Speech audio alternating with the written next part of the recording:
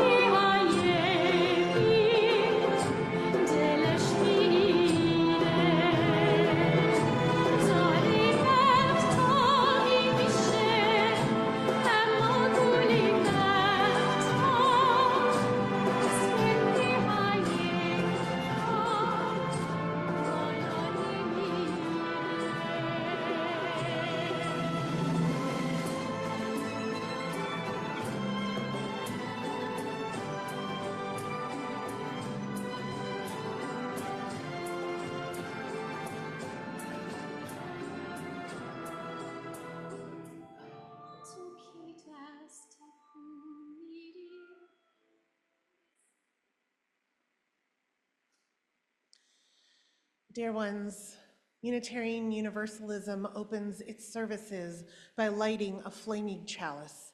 It is a beacon of hope and welcome for all who need solace and sanctuary. I would like to invite Hossein's grandchildren up to light our chalice at this time.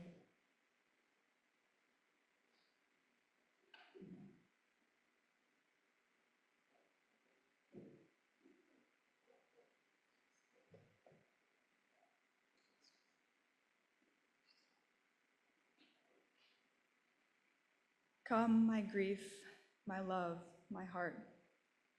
Such a grief as none can move alone, so let it connect us in the expression.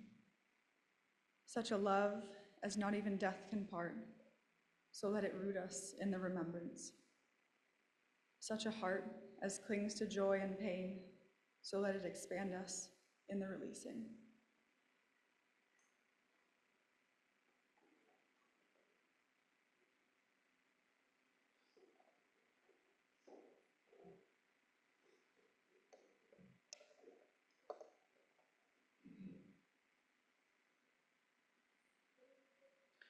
Beloved friends and family, we are gathered here today to witness the life of Hossein Azarbayejani.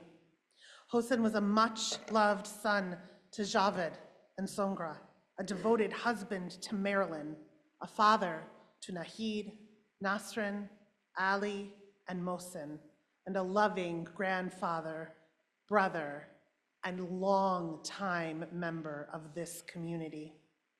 Hossein's life contained multitudes.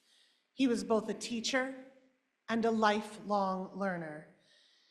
He was born in Isfahan, Iran, and did so well on entrance exams to university that he was offered a scholarship to study abroad. And he chose U of M, where he met his wife, Marilyn Courtwright. From then on, he became a successful physicist, researching, experimenting, and even inventing, until he realized that teaching was his true passion. His grandchildren often got physics books for their birthdays. He was both frugal and entirely generous. He would brag about how little he could spend on groceries and the electric bill, yet his home was always open to family, traveling or emigrating. The Azerbaijani children know well the experience of having new cousins living in the basement. He was adventurous, yet he was family-oriented. He traveled to a land to study and was supposed to go back to Iran with his degree when he met the woman that he wanted to spend his life with. And so he moved heaven and earth to come back to her and stayed with her for decades, raising 4 children that loved him so well that they cared for him personally until the very end. And of course, we know what a steadfast person Hossein was, because he was a member of this community for nearly 50 years. May we enter into this time of grief and remembrance, knowing that many of us are mourning Hossein in many different ways, yet we have all gathered to remember him and the time that we spent with him. May we know that the spirit of life moves on, but may we invite that spirit to be with us here today, to witness us, to hold us. And may we know that our grief, while painful, is born of the love that we have for Hossein. That love enriched both his life and ours. I invite you all to rise with me and sing number 96. I cannot think of them as dead. It is in the gray hymnal in your seats. It will also be on the screen up here, number 96.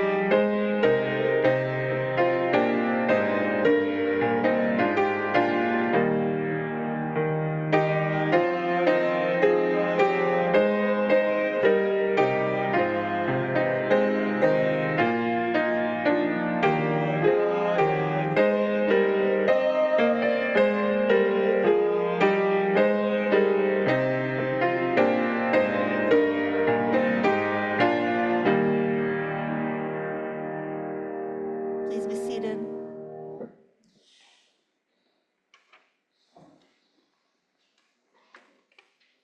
I was lucky enough to know Hossein in his final days, but the people that can speak to him best and to his life in this world are his children. And so I'd like to invite them up now, and we'll start with his son Mohsen to give a reflection.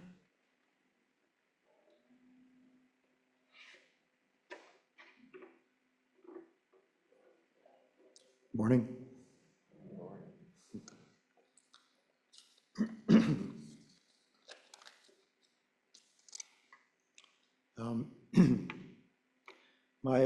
My father was my role model.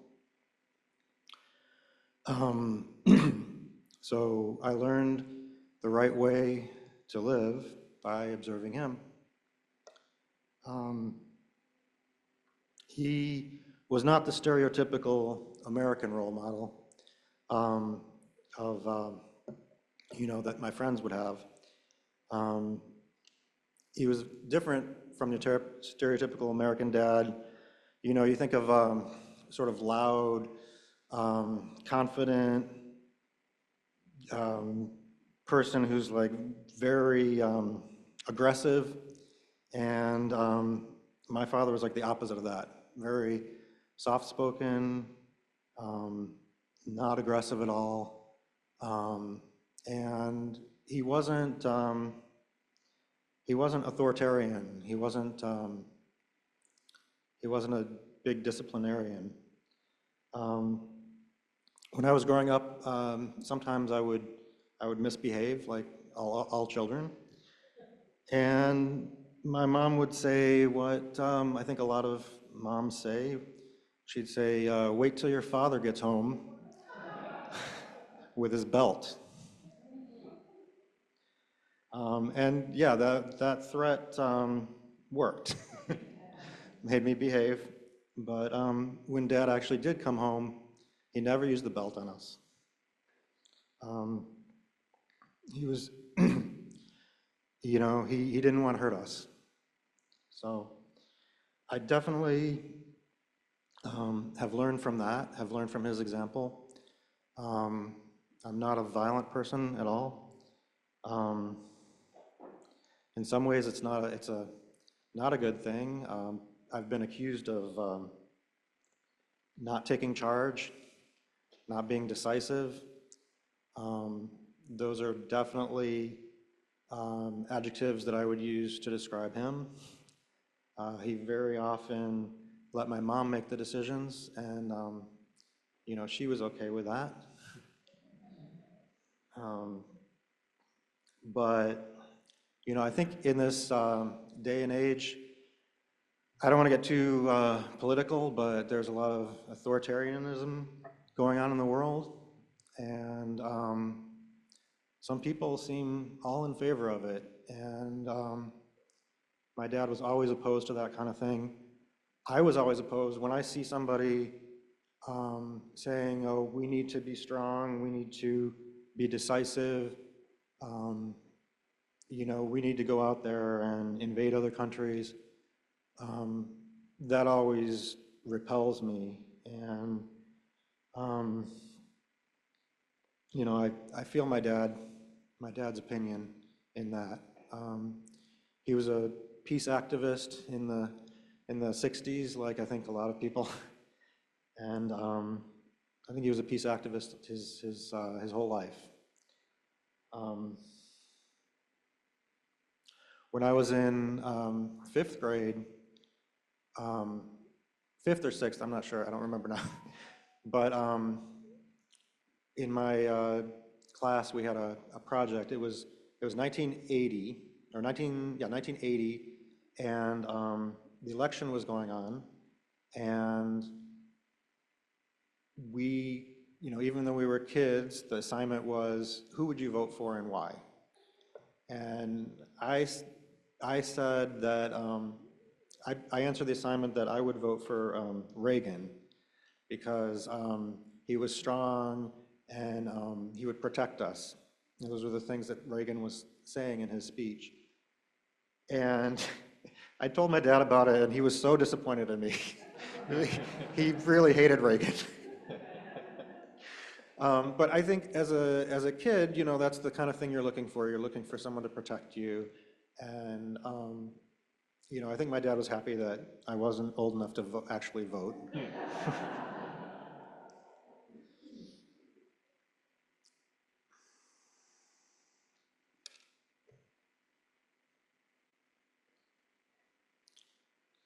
Let's see, I do have a couple other anecdotes. I know one time when I was a kid, I did something wrong. I don't remember what it was even. But in any case, I I do remember my father talking to me about it, and I didn't want to disappoint him, so I lied. I told him I didn't do it, and he got really mad at me. I think that I could have said anything else. Like, I could have admitted to doing anything, but not, as long as I told the truth. He did not like me lying to him at all. And he said, you know, do you think I'm stupid that I would believe that? Um, in his mind, the worst insult was to be called stupid. And in that moment, he felt that I was calling him stupid. And so from that moment on, I still remember it to this day, and I was always very honest. Um,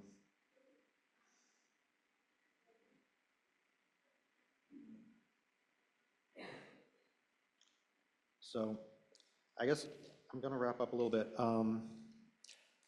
So I think that I definitely inherited or, um, you know, some of his qualities did rub off on me.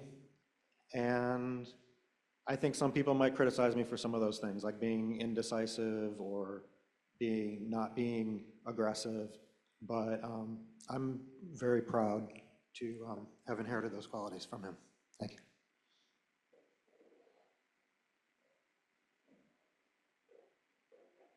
Hear from Nahid now.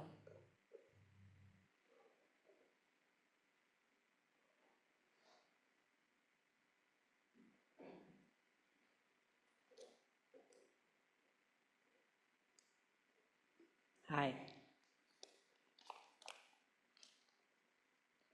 So when I was a little girl, there were two things that captivated me about my father. The first was his voice.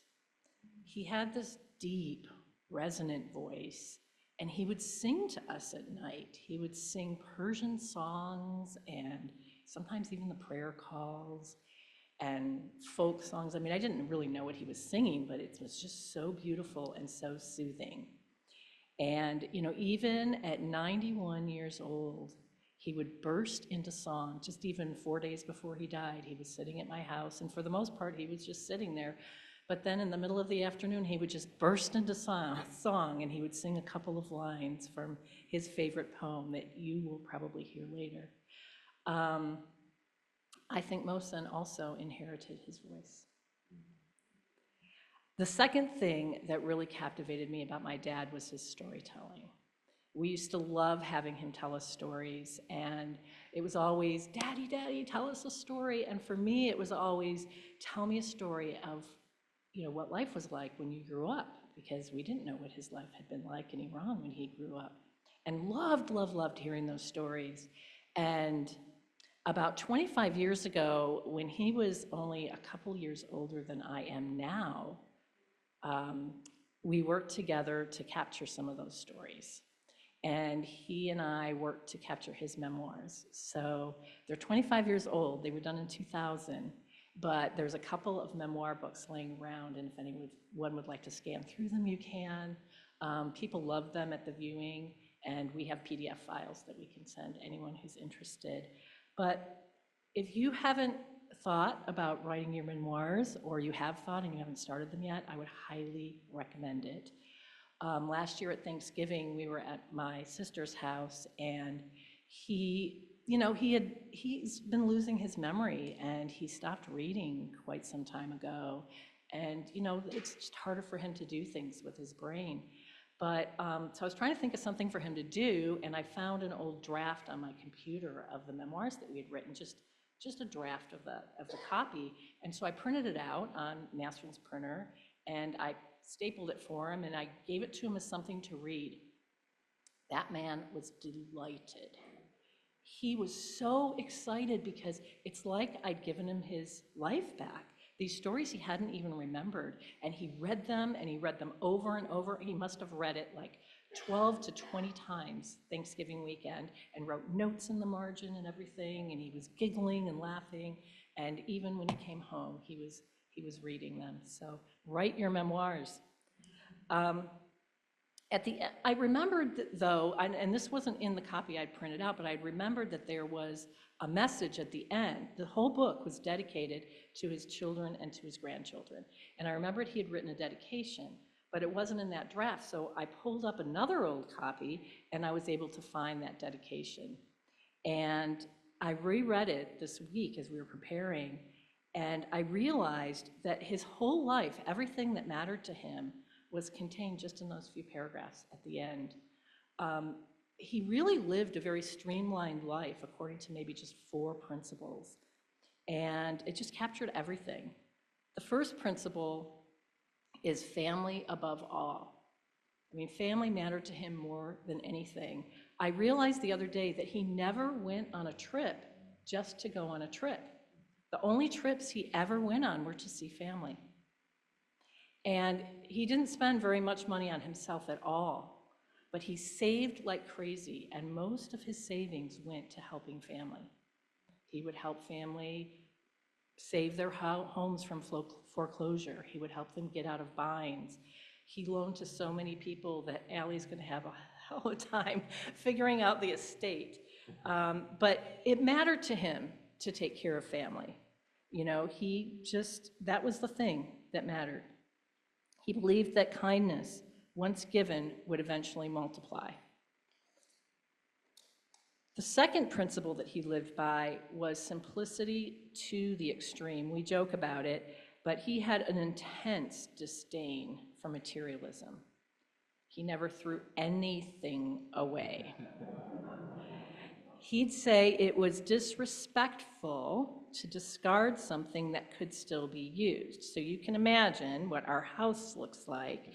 And that was hard for us as kids. You know, sometimes embarrassing given where we lived and the kinds of homes that our friends lived in. But to him, attachment to wealth and material things actually caused wars and definitely got in the way of happiness. And his extreme frugality gave him the freedom to offer help to others whenever they needed it. The third principle, truth over conformity.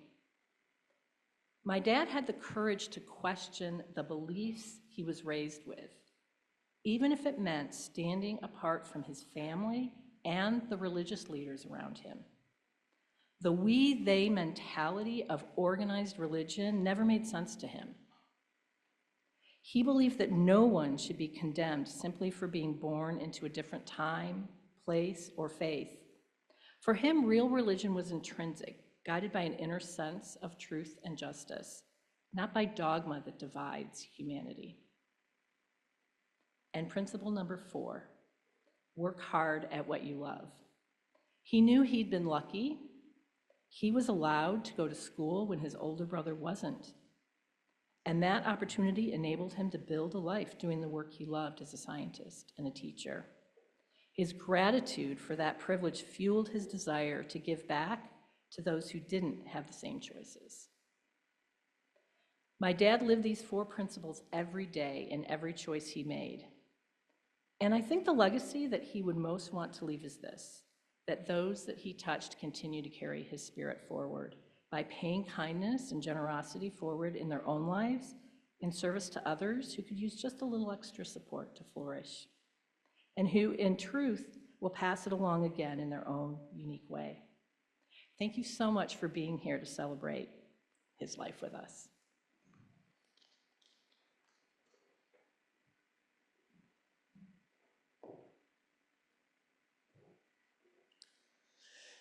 May we now pause and sit and remember. We'll take a moment for a musical interlude.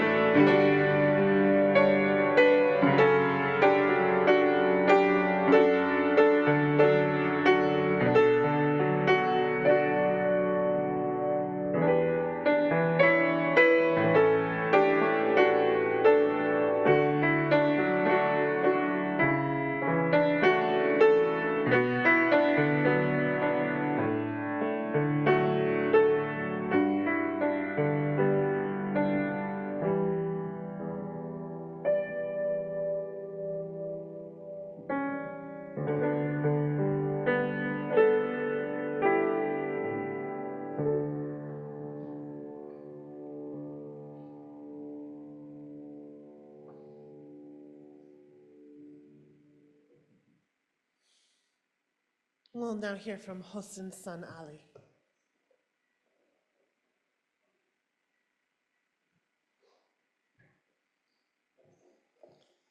Welcome, everyone. Thank you for coming. It was only 18 months ago that many of the people in this room gathered here in the same building for Dad's 90th birthday. At that time, we heard a lot of stories about Dad. And one story about Dad that I don't think was told that day is one of the stories in his memoirs. And it's one that he told to me a number of times. It speaks both to social justice and his dedication to hard work. And so I'd like to read that to you. This is from his memoirs, slightly edited by me. In 1954, after the end of summer vacation, I returned to Tehran for my second year of college. The professor of a course called Principles of Education was considered by the previous year's students as a very tough instructor. This instructor was educated in Germany, and he expected a great deal. He was of the opinion, partly under the influence of Hitler's Germany, that normal people in the street, or blue-collar people, wouldn't be able to understand the material. He felt that only certain people with exemplary qualifications were capable of understanding the depth and essence of the principles of education. So I was scared that I would not be able to pass the course very well, so I spent part of my summer reviewing the text in advance. I went through it very thoroughly. When I got to the course, I heard his lectures, and by then, they were a review for me. At the end of the year, we had both a written and oral exam. He was surprised that my grade on the written exam was so high. Since my name begins with A, naturally I was one of the first students to take the oral exam. The professor was extremely anxious to see whether I had cheated on the written exam. So he asked a couple of very hard questions. When I answered correctly, he was more surprised. So he asked, "Who is your father, and what does he do?" I said that my father was a grocer and was not really educated, actually illiterate. Then he became doubly surprised. "You mean the son of a grocer can actually understand my course?" I said, "Well, sir, I did spend a little time during the summer struggling very hard through your noble written material. I felt that I owe to you to understand it, since you went through this enormous effort to write this masterpiece." This man was extremely excited that during the past 10 years, at least one student had the endurance to master his course. So he said, "You come with me and sit with me to give the oral exams to the rest of the class." I wasn't prepared for this, but I wasn't given a choice. The next classmate came around to take the oral test, and the professor asked me to ask him a question. Then later, he asked me what kind of grade I should give him. When I got back to the dormitory, the students asked me what was going on. Remember that this was a politically volatile time, and most students had a little hatred for this particular professor because they viewed him as a right-winger. So they questioned me. I told them the truth, that I went through his book over the summer while they were just having fun. They thought I was a teacher's pet, and they didn't appreciate it very much, but nevertheless, it was college time, and they got over it. I think the reason he told me this story so often is that it embodied a key life lesson for him. He talked to his principals. One that inspired him whenever he faced challenges. He remembered the daunting obstacles, the sacrifice and hard work that he put in to meet that challenge, and the satisfaction of success that followed. He was really proud of what he achieved, but I think he was especially proud of the effort and perseverance that made those achievements possible.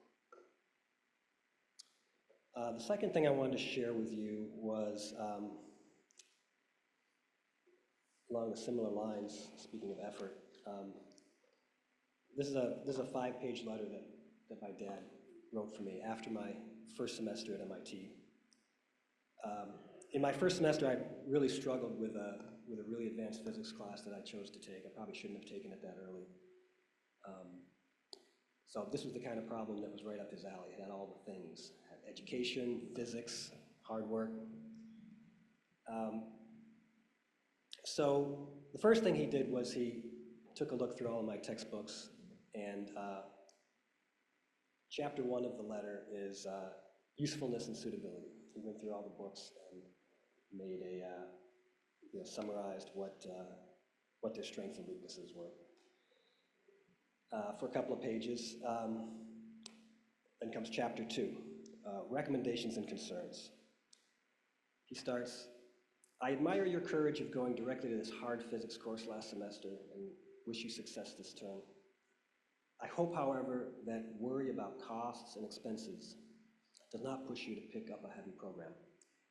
What you must understand is that you have our full support, provided you show dedication, strong desire, and great urge in learning. And so on for a couple pages. And then chapter 3, future plans. I think now that you are at MIT, your goal should be to not only get your BS, but also higher degrees from MIT or comparable college.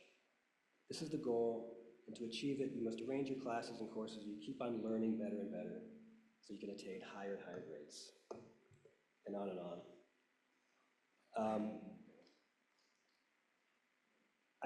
I ran across this letter sometime in the last year when I was going through my things, and I kept it because it is one of the things that helps me remember him really well. I don't know how much this particular letter had influenced my life, but I seem to have, acquired some of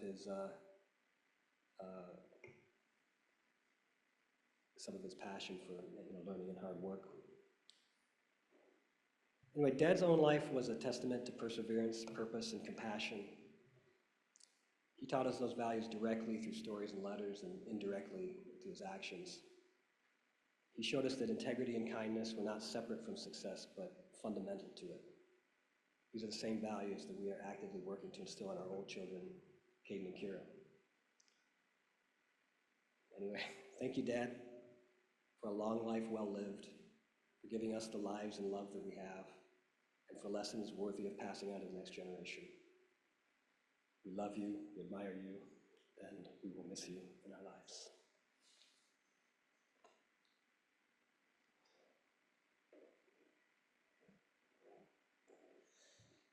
And we'll hear from his daughter, Nasrin.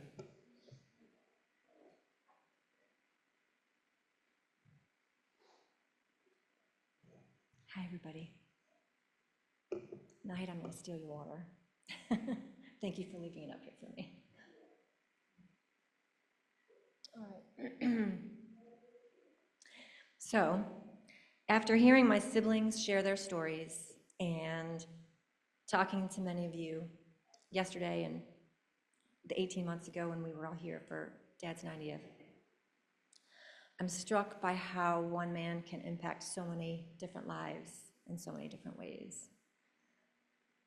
My own story comes from the heart of a girl born second of 4, naturally quiet and curious,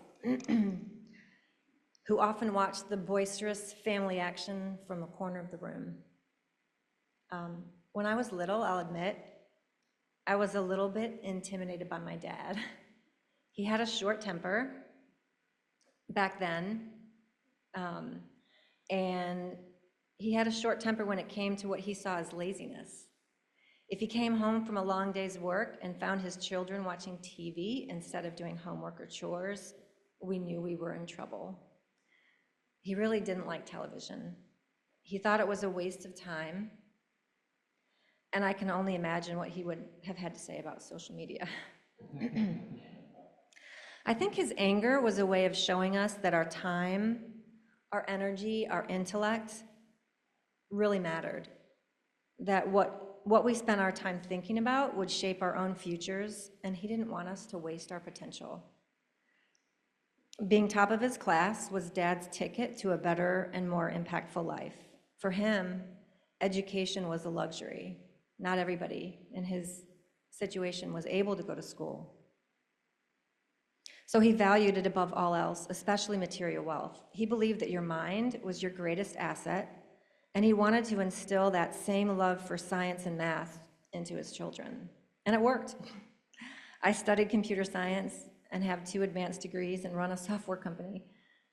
Unlike him, however, I can't say that I was ever top of my class or that I had the honor of shaking hands with the leader of my country, which he did, and he was rightfully very proud of. As that quiet, observant child in the corner, I had a very vivid imagination, and I would make up stories about things that I didn't understand instead of asking questions. When I heard Dad on the phone speaking Farsi for what felt like hours at a time, and I couldn't understand a word, I used to imagine that he was a secret agent of some sort, speaking in a secret language. And when a few of his Persian relatives came to live with us in Detroit, I was suspicious. I would try to spy on them to see if they were part of this secret team. And I think that was my way of making sense of this mysterious world that I didn't really understand until he took Nahid and me to Iran when I was 8 years old. And there are several things I remember about that trip, but the most significant was that I was finally able to connect the dots. I saw where he grew up, met the great big family that I hadn't believed really existed, and even found a cousin about my age with the exact same name, which was cool for me then. That trip planted a seed in me that I was part of a much bigger world, and with different peoples and different cultures and values. And at the time, it was a difficult trip for me. I was sick. I didn't like the Persian food, which I don't know what was wrong with me then, because I love it now. But it's an experience that I really deeply appreciate today. So Dad, as you've already heard, was famously frugal. Growing up, I honestly thought that we were destitute, that we only had money for the bare essentials. My mom sewed our clothes or shopped at rummage sales, some of them from here. And it seemed like Dad was always negotiating for a better deal on anything we bought. We weren't actually that poor. He just believed in being careful, thoughtful, and efficient with every penny. He was non-materialistic and hated wastefulness. And again, he wanted to instill those values in us. And again, it worked. I also have a very strong aversion to wastefulness. And I truly get a kick out of finding ways to reuse old things. However, thankfully, I don't have a problem throwing away old and broken appliances and furniture and don't store them in my basement. And I'm happy to discard old magazines, periodicals, and books, which Dad had a hard time with and are strewn all over the house in every corner. So Dad was a numbers guy. He would always describe things based on what they cost. So if you asked him, how did you enjoy that meal? Oh, it was $14.95. He would sometimes ask inappropriate questions like, how old are you, or how much do you weigh? But I think that numbers were what made things really concrete for him. And when his dementia began to affect his memory, he would recite house numbers as we took our walks through the neighborhood. The house wasn't described as a red brick house with blue shutters. It was number 4689. And in fact, he'd often say these numbers ahead of time as we were walking down the street, as if he was testing himself. This one coming up, 3839, he'd say, on the corner. And I think that he saw numbers in his head when thinking about each house, which reminds me of something he wrote in his memoirs about studying for an exam, which I believe was the day after he was forced to do the oral exams and didn't have time to study. So he said, one night I was studying for a test for algebra, and I was extremely focused because I was so intent to understand it. At night, I was starting to dream that I was paging through the book, and it seemed that all the pages were essentially duplicated in my mind. My memory of it all was perfect, and it amazed me. So one of my favorite things to do with Dad in those last few years was to go on those walks with him through the neighborhood. In addition to tracking all the house numbers, we'd comment endlessly on what we liked or didn't like about the landscaping of the homes we passed, We talk about the trees and flowers, and if one caught his eye, I'd look it up on my phone and read the description to him. He really loved his walks, and he did them every day, even if he was by himself. It was amazing to us as his children how physically healthy he really was. In his later years, Dad softened instead of turning brittle or resentful. I don't think in the last 10 years I ever saw him really get angry, which was a blessing, a great blessing to us. He often said how grateful he was that God had given him such a long and healthful life. Even as he lost so much of his memory, he remained gentle, sweet, and kind. His caregivers, neighbors, doctors, even people who barely knew him would comment on how pleasant he was, how easy he was to be around, and how he'd still make little jokes instead of complaining about aches and pains, which he never did. I only hope to inherit some of this beautiful quality as I age myself. In the 16 years since my mom passed away, Dad would often say things like, my wife left me too soon, or maybe I should get a new wife. It was clear he missed her dearly. So now I like to imagine as they're finally reunited, she's looking at him with a big smile and her arms open wide, saying, Hossein, what took you so long? And knowing my dad, he smiled back, maybe with a few tears of relief, and explained, I just had a few more things to finish up before I could join you here.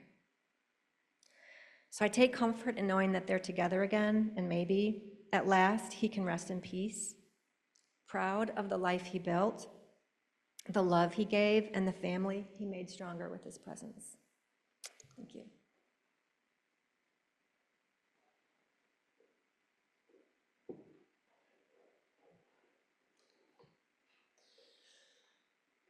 Would you all rise in body or spirit and join me in singing number 101, Abide With Me.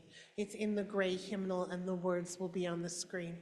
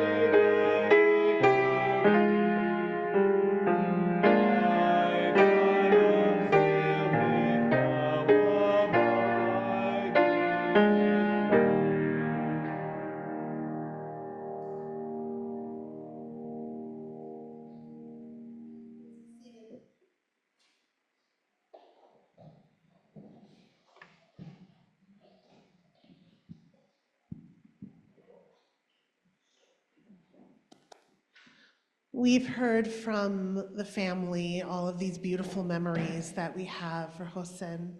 And I wonder if the family wonders if anyone here has a brief memory that they would like to stand and share.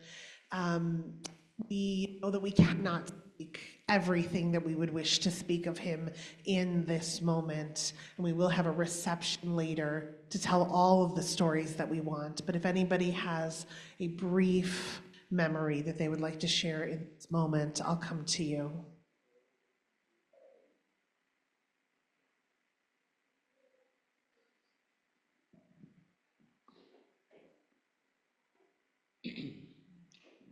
There was a period of time when Hossein came to Oakland University sort of on a part-time basis, and he was given an office which was directly across from my office. It also happened at that time that there was a new phenomenon in the world, and people were trying to understand something called high-temperature superconductivity. It turned out Hossein knew a little more chemistry than I did, so it was useful for me, and we had a good time together talking about what we thought was really going on here. We did not solve the problem, but we had a lot of fun trying.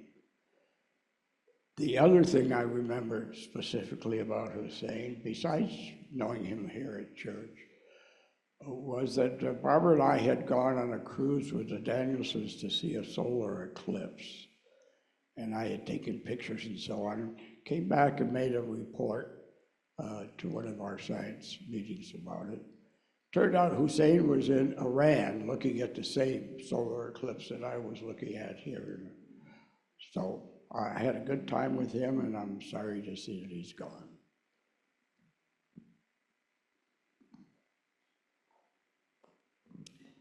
During the pandemic, we had a virtual talent show, and we got to see Hossein sing in Farsi. He had no idea what he was singing, but it was beautiful. So he did share it with a lot of us.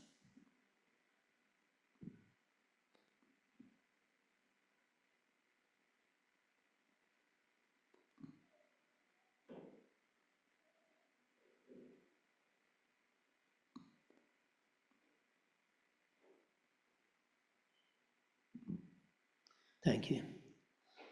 Well, perhaps I am the only person who has exactly the same first name, middle name, last name as Hossein did.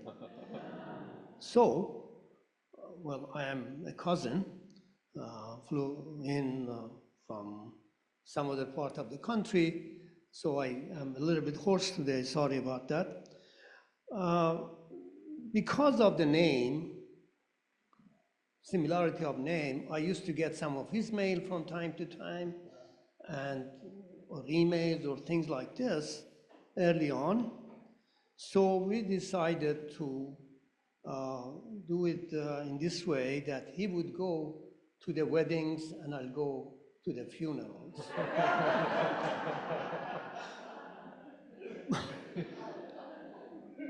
But another side of Hossein that I have seen, you know, we of course were born in the same city, two brothers, had the same wisdom to name their children exactly the same name.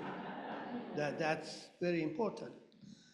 But anyway, he was a physicist, as you know, and as part of his academic area and so forth, where he did teaching in the university here, every time he would come and see us, either in Maryland, where we used to be, in California and so forth, he would bring me as a gift another version of the book that he was teaching, a new edition of that. So I end up having several of the books that he had. I mean, I never became a physicist, but you know, he continued doing that. I have many memories, but I don't think we can do it this morning. So I'll do it in some other form. Thank you.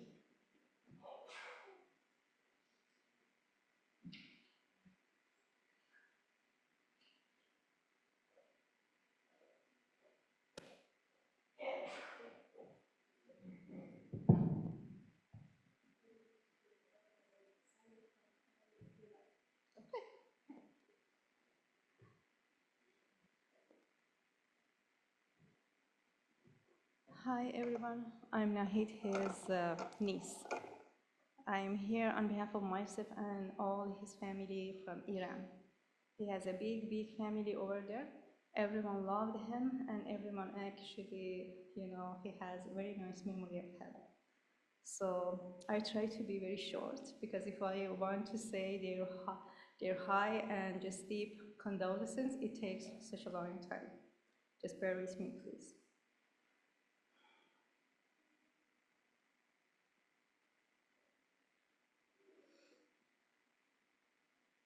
چه خوش باشد در این دنیای فانی به خوشنامی نمودن زندگانی که بعد از ما بسی گردش کند چرخ نماند جز نکونامی نشانی.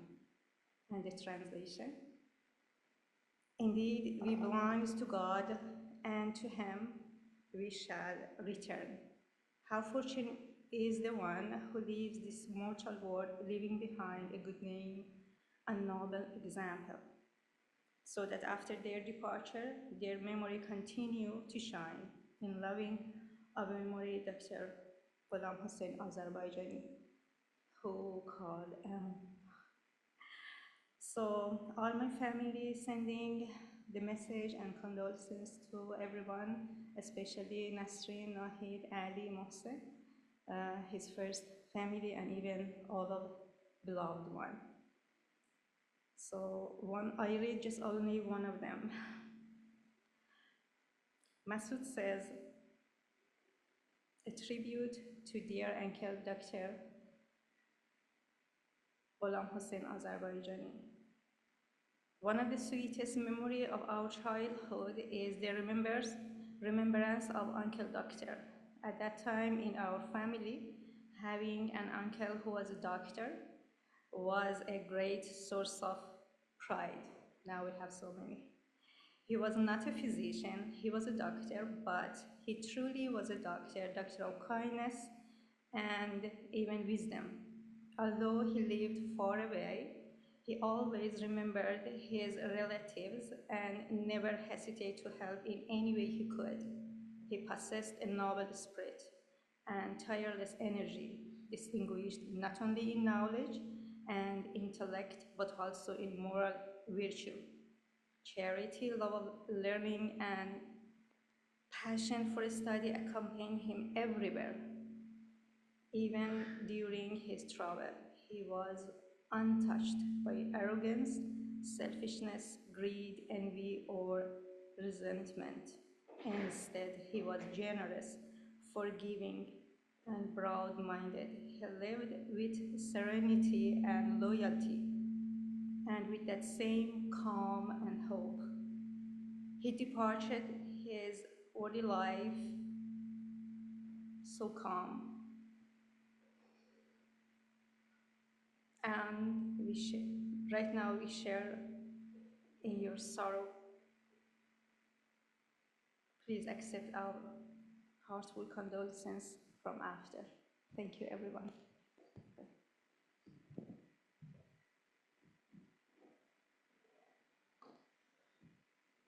Thank you for sharing your heartfelt memories. We can continue to share memories over the reception.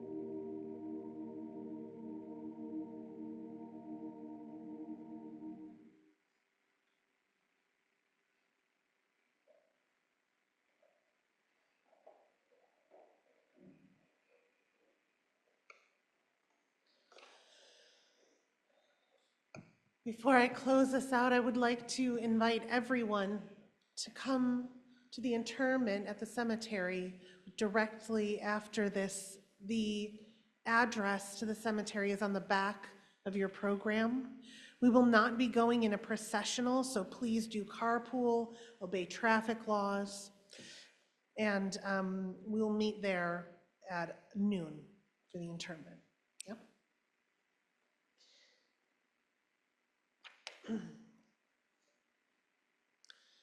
Unitarian Universalism makes no guarantee about what happens to our bodies when they cease to live. We honor the possibility of all belief systems. We look forward and say yes to what comes next. We are fellow travelers, understanding that the journey is worthy, even if we aren't sure of the destination. But here today, I can tell you one thing that is certain. It is a principle of physics that this universe does not gain or lose mass or energy. Hossein's body is made of the same star stuff created at the beginning of all things, and it will go on to be part of the rocks and trees and streams and lives yet to come. The universe does not lose mass, and it also does not lose energy. Something of his essence, something of his spark is still among us. Possibly he has joined the great cloud of witnesses that asks us to live the dreams and remember the lessons of our ancestors.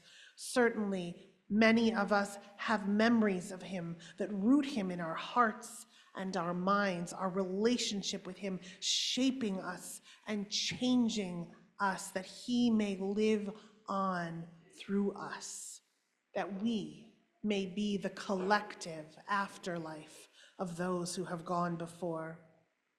Hossein Azarbayejani is no longer alive here today, but we are. And the best way to commemorate Hossein's life is to live the rest of ours in ways that honor him. So may we go forth this day and remember to be generous with those around us. May we strive to better understand and improve the world. And may we all think deeply and love greatly and be gentle with ourselves and those in our lives. Above all, may we have faith that our lives mean more than we can accomplish on this earth, but rest forever in the connections we made while we were here. Thank you for coming today. Blessed be, and amen.